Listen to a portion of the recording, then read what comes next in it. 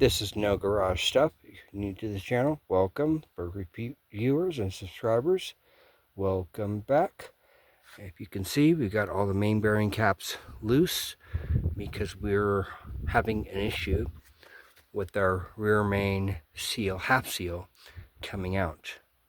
We know it wouldn't come out with the fish or any improvised tool, and the reason for that is it's pretty brittle.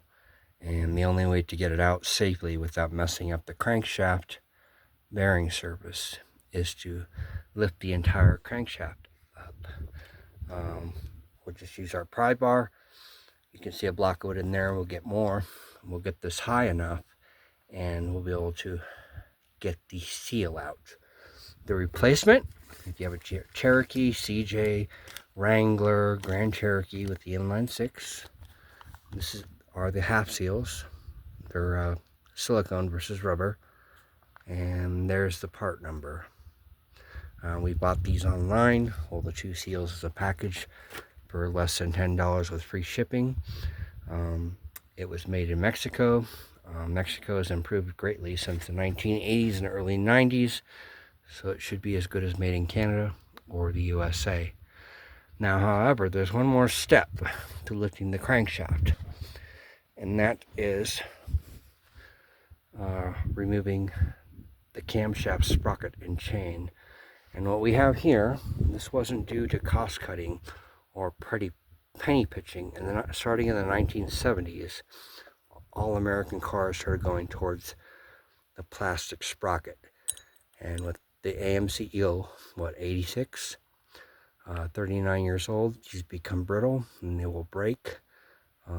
A new timing set includes a sprocket right here for the cam, a sprocket for the engine, crankshaft, and a chain.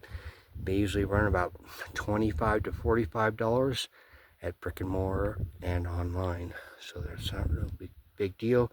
Usually align the dots, or what you have here is a keyway. We'll figure it out. We're not worried about that because we've got some work to do as far as the camshaft has to come out anyway to replace the lifters. We're doing that as a preventative measure in case we have a collapsed lifter, and we don't want that. The lifters are below the camshaft. I don't know if you can see any of them, but they're hiding down there. What we did also, this is a good tip for you.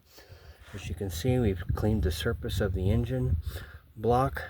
This takes about, realistically, 2 to 3 hours with the razor blade, wire wheel, and patience, along with the oil pan.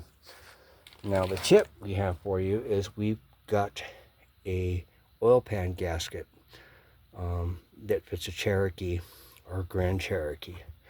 Now if you look this up online, in a lot of sources they'll say this is not applicable to your vehicle.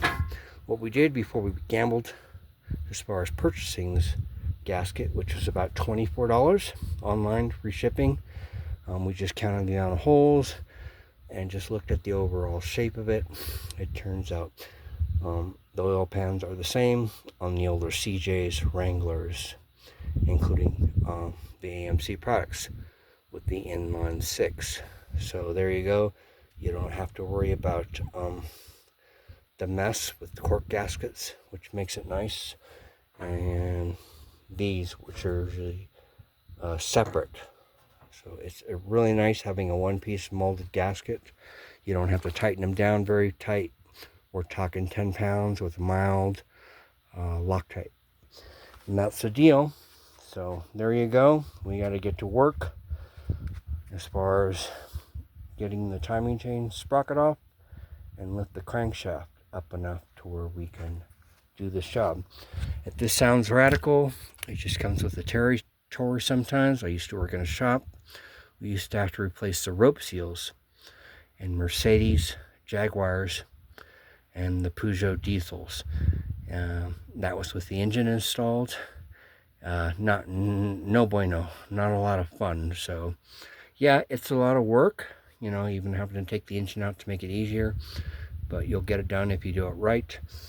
Apparently we don't have to use any goop with the updated Felpro silicone half seals, which will be nice.